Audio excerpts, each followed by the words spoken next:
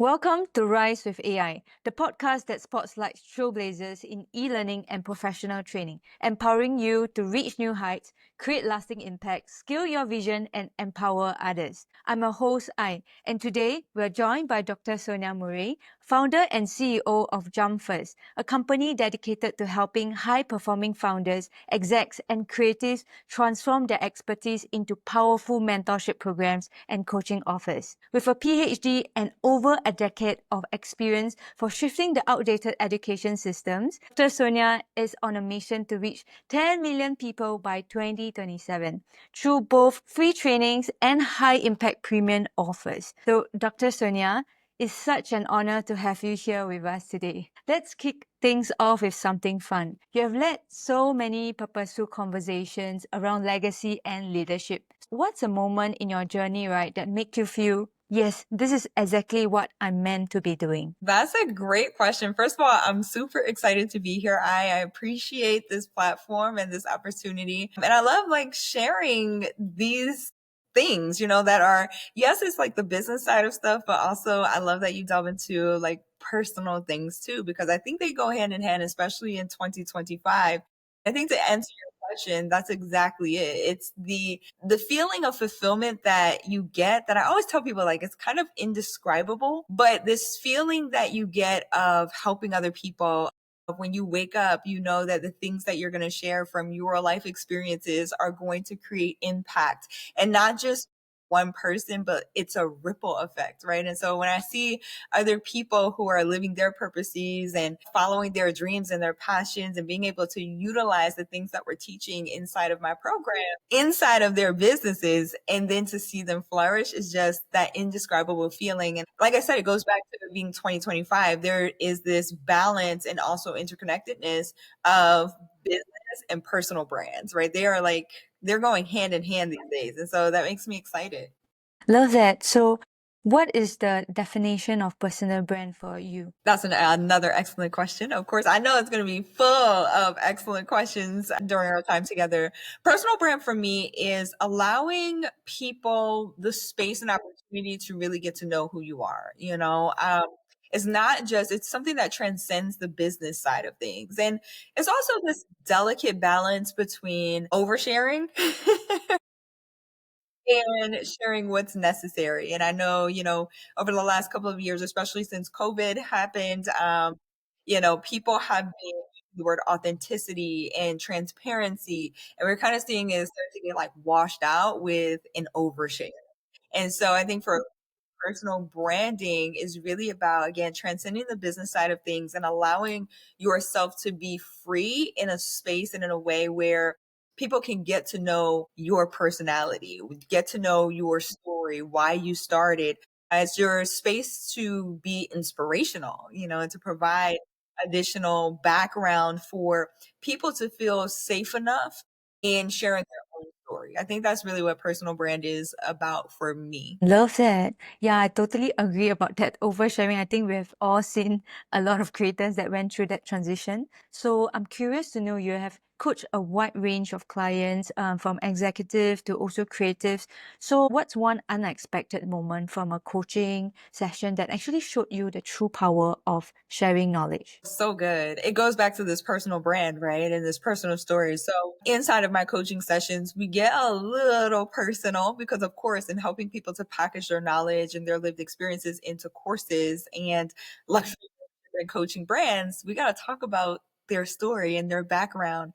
And so what really surprised me, but more so empowered me, while it also empowered my clients and students, was being able to a personal story of triumph and some background about something that is completely outside of the scope of premium courses in luxury mentorship and coaching brands. It's something that had to do with relationships. And I remember sharing this, and I'll share it here too. I had a one incident of domestic violence, and I know that this is something that isn't really talked about a lot of times. There's victim blaming, right? And people like high performers and high achievers that don't want to be seen as victims. And so it makes it difficult to share. And so I remember in a coaching session, and there were two women there. One was a therapy business, and she was looking to develop courses for. And then the other was looking to develop courses for women, and she had a nonprofit. And it was women and girls that she wanted to impact. And I don't know, remember how it came up, but I started talking about it came up on the back end of personal branding and being able to package your story, right? And so it came up that, sometimes you're gonna have to share details of your story that the rest of the world may see as personal, but if you're comfortable, especially if it's a place that you've healed from, because we want to teach from scars, not wounds. Wounds are places that are still open. Scars are things that have healed and we're able to teach lessons from. And so saying that, I shared that personal story of mine and it resonated. And I was like, whoa. And my clients, both of them were like, we feel so much closer to you. We feel like we can understand, you a little more and also your backstory because we have been through some similar things. And it just forms bonds with your clients and students and mentees that you wouldn't ever expect. So the power of personal branding is so important. The power of sharing your story is so important, especially the aspects that you may think aren't relevant to your field, to your professional field. That's so important. I think the critical thing that you mentioned here is share the story from a place that you have already healed. So you are actually sharing to empower others, right? And help others in a way through that storytelling. And I can definitely feel and hear the passion from you for helping others to tell their stories. Are there any keynote or also someone that actually inspired you to pursue this path and why it resonates so deeply with you? Another great question.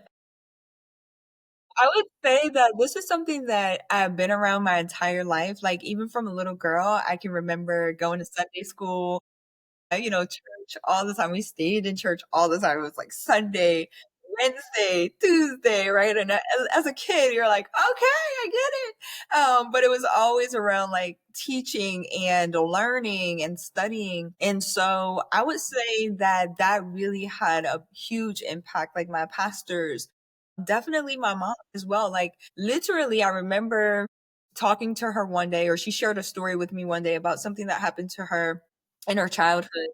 And I was like, man, that's so useful. Thank you for sharing that with me. It makes me realize the things that I don't have to go through because you already went through them for me. And I mean, she was blown away. She was like, I was probably like 7 or 8.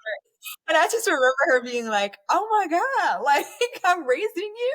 And she still tells that story to this day. But that's something that really inspired me. It was like hearing the stories of others, my aunties, uncles, cousins, like I said, my church leaders, religious leaders, just being around and hearing other people's stories and going, how amazing it sounded, right? For them to tell the story, but then feeling like, well, I have to have a story too. Like there's things that I can talk about too. And so that really brought it full circle. I also started with my mom in 2005, helping her create and develop her nonprofit. Yeah. Develop her nonprofit, seminars, workshops, retreats, all sorts of stuff. And I didn't recognize that teaching was a gift for me. I thought like everybody was doing it. Sometimes we undervalue what we're good at and passionate about. And so I knew I just wanted to help people. And then fast forward, I had some corporate roles that allowed me to teach as well and develop programs. And then I got into university, college professor, teaching and developing courses and all that.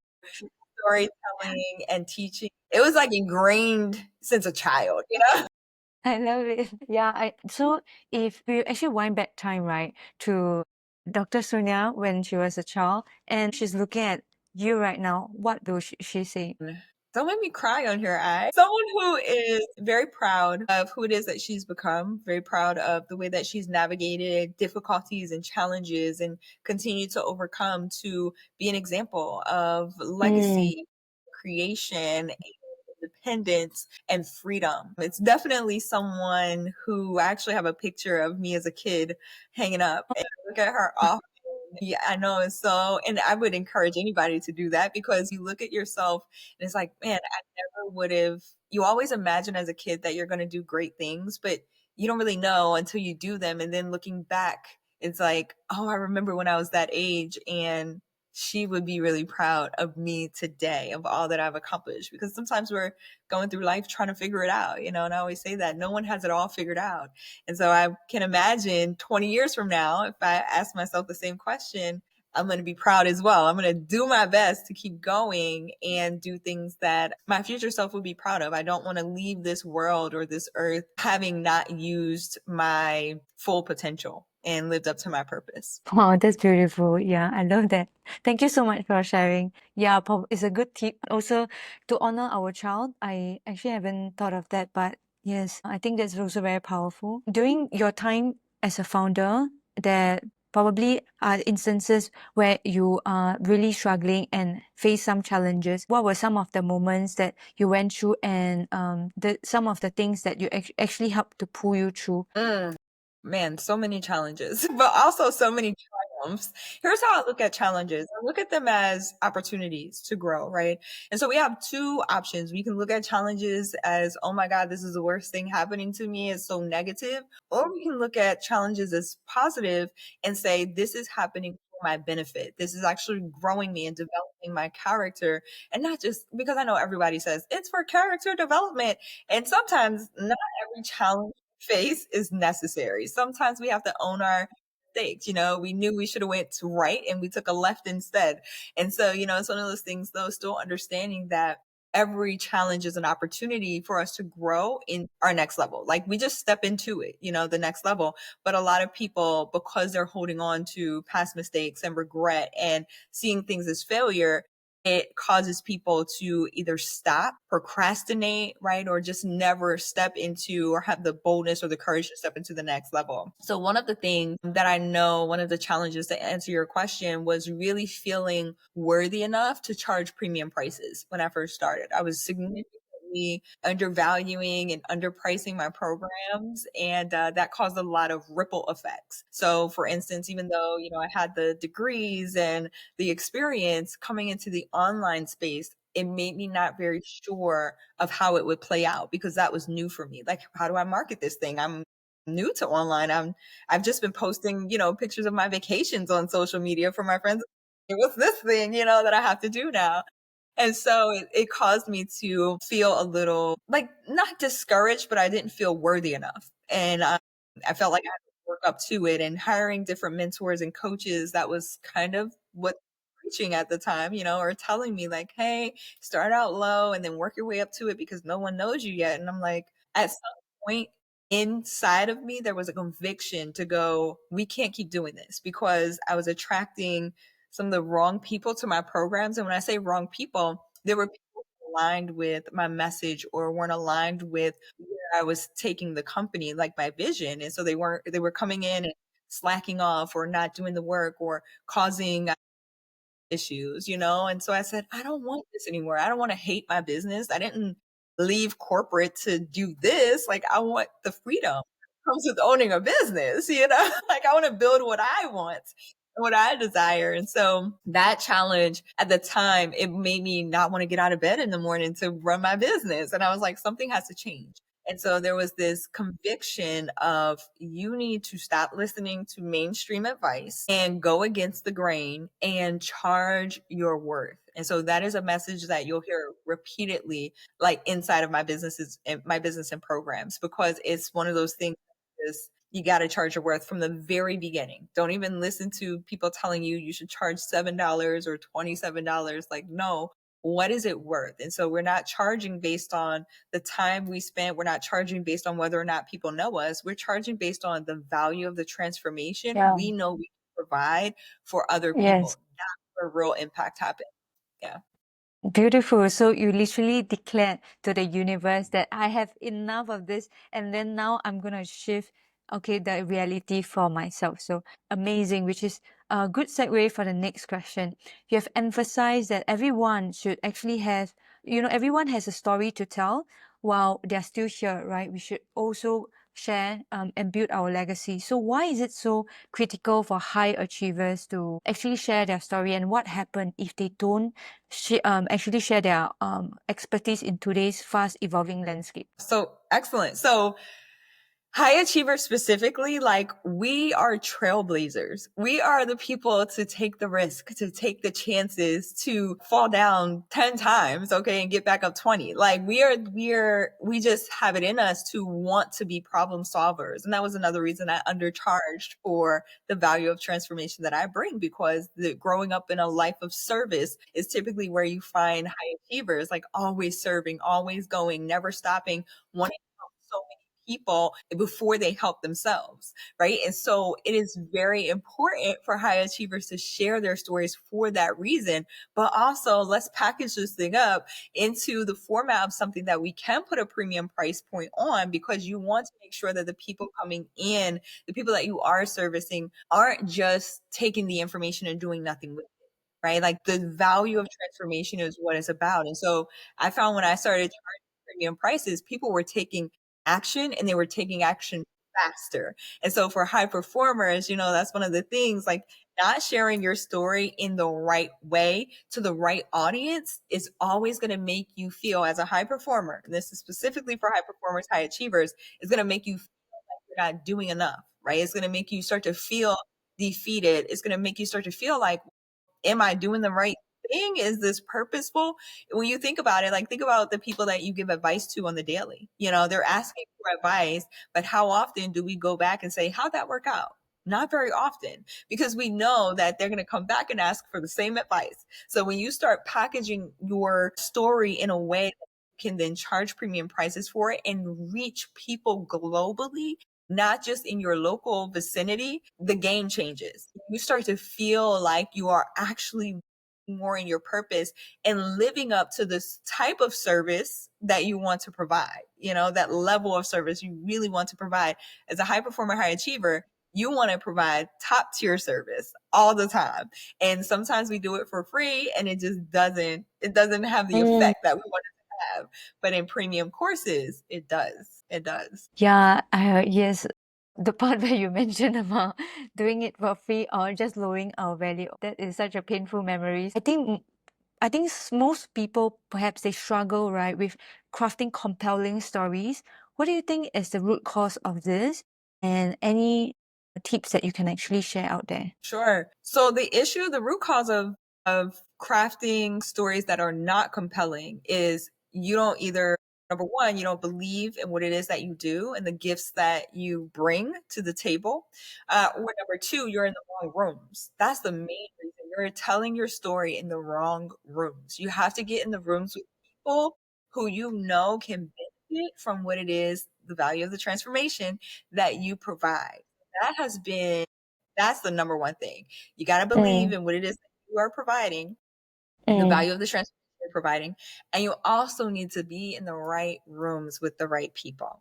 And then the second part of that question, can you repeat the second part once more? Yes, and for those who are actually struggling to craft compelling stories, do you have any tips on how they can actually overcome this? Yes, absolutely. Thank you. So it goes back to those two reasons, right? Like get with someone who can show you how to package the value that you provide. And then you'll have more confidence in what it is that you offer. My coaches and mentors, I cannot thank them enough for the confidence that they provide me. Even when I've gone through programs or tried strategies that they have recommended and it didn't go so great, I'm still thankful, right? Because it's a lesson, and it also increased my level of confidence to go, okay, well, that doesn't work, but this over here does, right? How can I tweak it? And so get with someone who can help you build that confidence and also hold your vision for you when maybe it's looking a little blurry to you, right? Like somebody that can go, hey, remember you said you had this goal or you want to do this thing, and I know that you can. I believe in you. Here's how we're going to package it and deliver it. So talk to somebody who has the result that you want. And then the second thing is to start telling your story on major platforms. I know that that can be like super scary, but get on some major platforms. Social media is free right now for the most part. There will come a time where we're going to have to pay. Okay. It's going to look different than what it looks now. And so if you're not on social media, those are major platforms that you could be using to reach people globally. And that will allow you to start to get into the right rooms with the right people. You'll start to attract an audience to you, and then study the data. That's the third tip. Study the data. Who are the people that Mm, are coming into your world, and how do they match the story that you're telling, your message? So you want to mm, match your message always to the audience that you desire to reach. So true. And yes, social media is changing so rapidly, and we already seeing some subscription, happening on YouTube, even on Instagram. We have a subscription service, but it's also a chance and opportunity for course creators right now to actually think about, okay, this is actually something that you can actually leverage into a real income or a actual business, right? So Yes. yeah, I love that. So you mentioned that you have also started to leverage AI in your coaching process. Can you actually pinpoint one way that actually transform your work and also help you in terms of your coaching process? Absolutely. So AI is Mm, great, like transcriptions, right? After coaching mm, sessions, super mm, important and pivotal mm, for this business, but also like providing immersive experiences for our clients and students. It's been very interesting. So it's not just packaging like videos or just transcripts, just text heavy courses. Like people are interested in that, especially when it comes to premium. Premium is designed to help people get results faster and to provide a higher level of support. So you're automatically attracting people with higher levels of intent. And so with that being said, immersive experiences. And so AI has definitely been in that regard to helping us with like gamification and things like that. It's been super fun. I'm putting fun twists on things because I don't know, as you can probably tell from this interview, I am not traditional at all. I am very quirky and I love having fun and learning things in new fun ways and not just like traditional boring classes. And so AI has been beneficial in that way. It's also very beneficial in marketing. I'm not saying now, here is my advice, especially if you want to stand out in any market. Don't just use AI to create the courses, to create your marketing content. Like people can tell, it doesn't just have to do with the emojis or the punctuation. It's not coming across as authentic and true to you. And I know I talked earlier about the whitewashing of authenticity and transparency, right? And how we're kind of like washing out those words and watering them down.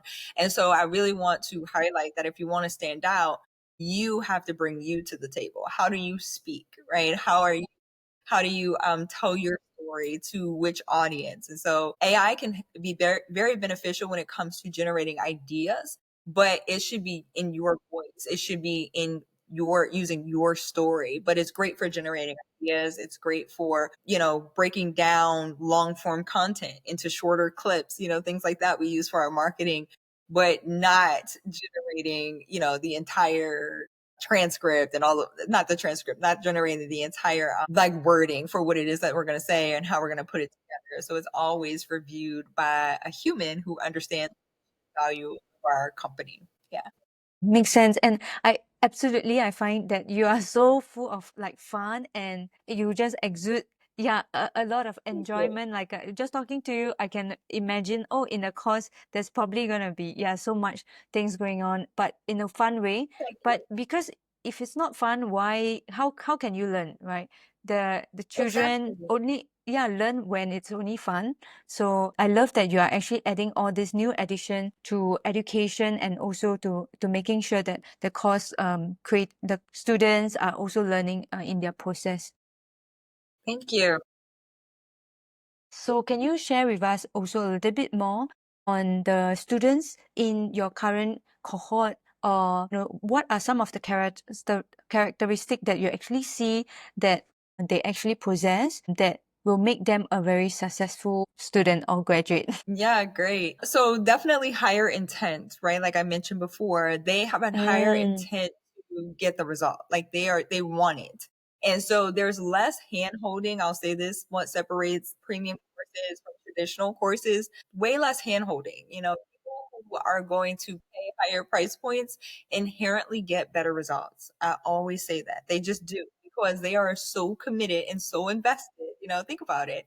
If you're going to pay 5,000, 10,000, $25,000 for a program, even $100,000 like mentors, I pay them with no problem, right? Because I know my motivation. I know why I'm doing what it is that I'm doing, and I want the result. So those folks are extremely driven that come into our cohorts and our programs. They know what they They're not indecisive. They're very decisive. They make a decision, they line up with it, and they go for it.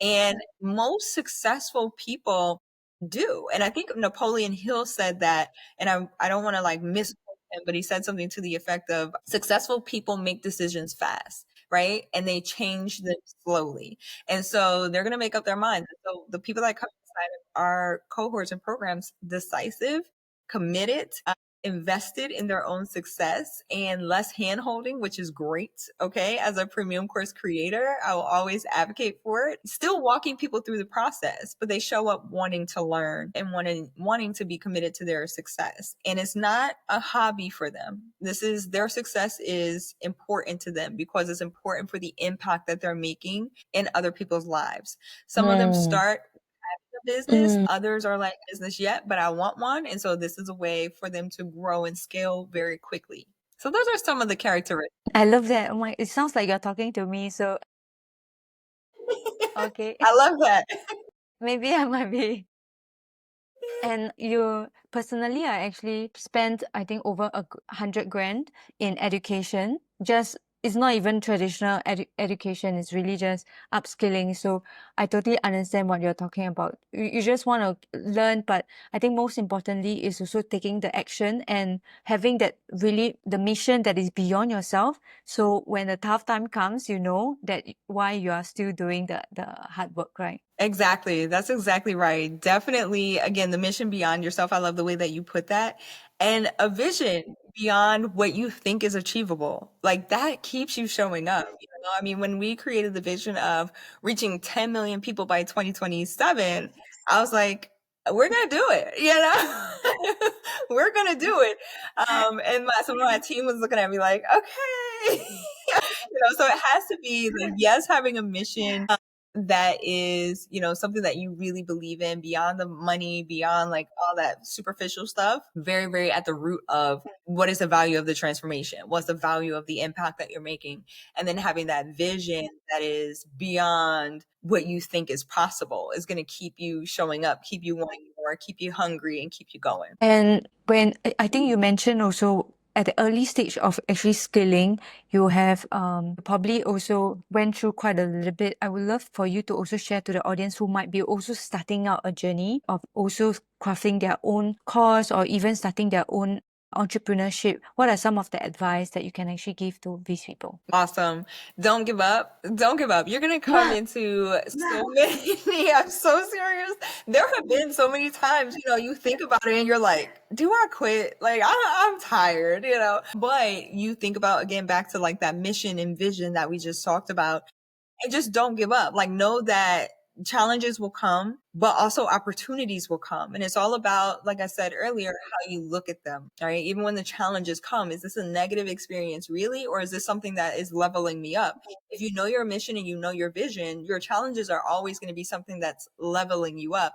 You will not ever have the capacity of handling things at your next level if you don't get what you need now. I remember one of my mentors who's doing amazing, who continues to do amazing, but when I first encountered him, he was doing about $100 million per year from one company. And I thought that was so aspirational. I had never heard of that before.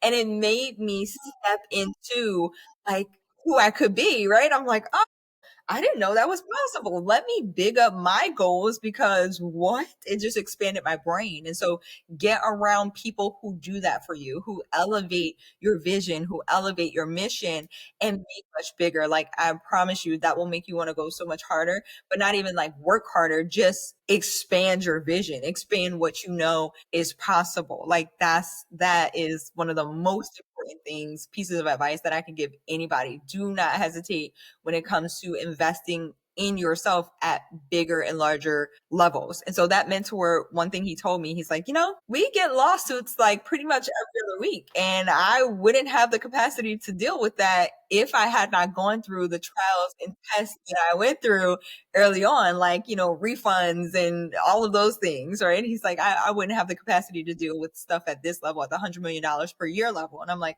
you're right. So let me be quiet. Let me soak up what you're telling me because I don't have those problems.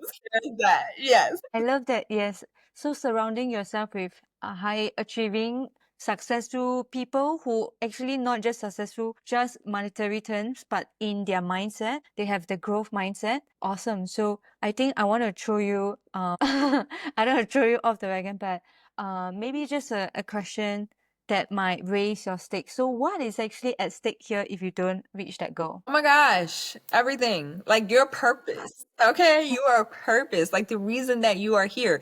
If we believe something, like if we think of something, a goal, a vision, something that we want to achieve and we think is a dream, please know, like it has not entered your mind for no reason. It's because you're supposed to have it. Like that desire is there for a reason. And so if you don't follow through, you forfeit that. And why would you want to? Because you were the one who could dream it up in the first place. I always tell my clients and students, you can explain your vision 1,000 times to the wrong person and they will never understand it. But once you get around somebody who gets it, who is like-minded in that way, then yes, they'll get it to a certain extent to the point where they can help you forward. But also please understand, you are the one that has the fullness of it. So I tell my clients and students all the time, I love your visions. I love your goals. I'm going to do everything in my capacity to help you get there.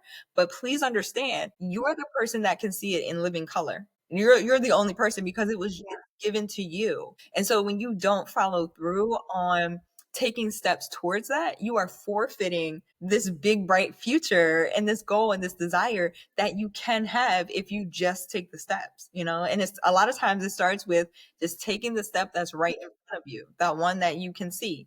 Because we try as high performers and high achievers to see so far down the road that we're messing ourselves up. You know, we're stumbling all over our own feet trying to get all the way down there. And then we end up doing nothing, you know? So it's like, just take the step that's right in front of you and have some faith and trust that the road will appear as you continue to go. Amazing. I have learned so much today and also about so many just highlights from this call that the most important thing that I hear from you also is that we shouldn't just work alone. Okay, most of the time it's also the people around us that will really elevate us. And also importantly that we should take the action to go towards our purpose in life, right? Because we only have one life and there's only one legacy that we're going to build in this life. So or maybe even more than one legacy. Absolutely. Absolutely. Why not? And Dr. Sonia, before we wrap up, anything else that you love to share with the audience? Just that I want everyone to walk in the fullness of their purpose, to live up to their highest potential. Only you know if you're living up to your potential or not. And you are the person that's going to judge yourself the harshest if you are not. And so just take the steps that you know you're supposed to be taking, especially the audience that I know I'm speaking to right now, high performers, high achievers, my professionals, my entrepreneurs, business owners, like trailblazers. Just go. You got it. Yeah. All right. So I have actually also prepared a few rapid questions for you today. So you can answer with any the first thought that come into mind. All right. Okay. So are you ready for that, Dr. Sonia? Let's do it. All right. Question number one. If you could have dinner with anyone, dead or alive, who would that be? Oh man, this would probably be, I would say, I'm gonna go with Jesus. You know, I got so many questions. I Yeah. have questions and answers. And I remember growing up, I used to ask my mom questions all the time. And she'd be like, just go to your room and pray because I don't know the answer. I'm like, I'm asking her, why? Mm. No, you know, I want to know some Mm. answers to some of my questions. Mm. Makes sense. And the second question, what's one bedtime routine that you actually recommend to entrepreneurs who just started out and they can get the win for the next day? Meditation. Most people think Mm. like morning meditation, which I do that too, but I also do nighttime meditation. So meditating on, you Mm. know, goals that I had for the day, like things that, and this may sound weird, but it works. Okay. So it's like reframing things that maybe didn't go right during the day, like a meeting I had or something somebody said that rubbed me the wrong way. I'll like reframe it or I'll like revise it and go, if that had went the way I wanted it to go, have looked Mm. like, you know? So meditating those things, but also like, what are my goals? What's my vision? What is the thing, again, going back, you know, what are my dreams? What are my desires before I go to sleep? That really puts me in the right state of mind. Okay, love that so much. And you talk about having a lot of fun, right? So, what is one fun exercise that founders should always include in their day to day so that they will never forget about the fun? But that's a good one. Fun, fun, fun. I do so many things. Yeah. I'm very person. So I would say something that's super fun. It may not be fun to everyone. I don't know. I like to work out. I like to get a quick workout in. So whether that's like a walk or some quick jumping Yes, jacks, I know that sounds wild, but it really boosts your and it makes you feel like, oh my god, I got this. I don't know. It that's fun to me. So that's one thing every single day that you could. that's really funny. But yeah, jumping jacks, yeah, you could totally do that in the streets and everyone will be like laughing and it will be very fun. So, Dr. Sonia, before we wrap up, where can people find you online? Excellent. So we are all over the place. So you can find me on Instagram and Instagram and Facebook at Jump First Org. So it's Jump First ORG. Also, lots of amazing gyms and training over on the YouTube channel. It's Jump First Academy on YouTube. Jump First Academy. Awesome. So all the links will be provided in the description below. So if you guys want to connect with Dr. Sonia and her team, please go and click on the links. All right. So that's all for today's episode with Rise with AI. A huge thank you to Dr. Sonia Murrey for sharing her insights on transforming education and empowering high creators and achievers through storytelling. So listeners, if this episode inspired you, share it with someone who needs to hear it. Don't forget to subscribe for more conversations with leaders in the e-learning and professional training. Until next time, keep reaching, impacting, scaling, and empowering. See you guys next time.